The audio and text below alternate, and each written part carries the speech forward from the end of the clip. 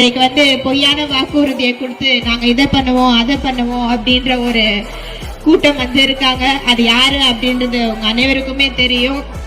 எனக்கு முன்னாடி பேசின பிரபாகர் அண்ணா கூட சொன்னாங்க தற்கூரி கூட்டம், கவர்ச்சி அப்படின்னு சொல்லிட்டு. வேற எதை வச்சு நீங்க வெற்றி பெற்றீங்க?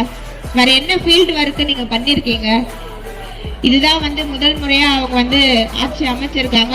ஆட்சி அமைச்சிட்டு அவங்கதான் ஆட்சியில இருக்கிறாங்க, அவங்கதான் முதலமைச்சர், அவங்களோட அமைச்சர்கள் தான் துறையில இருக்கிறாங்க அப்படின்றது தெரியாம இன்றைக்கும் திமுக தான் காரணம், திமுக தான் காரணம், திமுக தான் காரணம் அப்படின்னு சொல்றாங்க. யார் எந்த நிலைமைக்கு எந்த பொசிஷன்ல போனாலும் இந்த கிண்டலும் கேலியுமா பேசுறது இருக்கதானே செய்யும். நம்மளை பத்தி, நம்ம அரசியலை பத்தி, நம்ம பேச்சை பத்தி இந்த கிண்டலும் கில்லியமா பேசிட்டு தானே இருப்பாங்க. அவங்க எல்லாருக்குமே என் சைட்ல இருந்து ஒரே ஒரு ரிக்வெஸ்ட், தயவு செஞ்சு நிப்பாட்டிடாதீங்க, தயவு செஞ்சு கண்டினியூ பண்ணுங்க.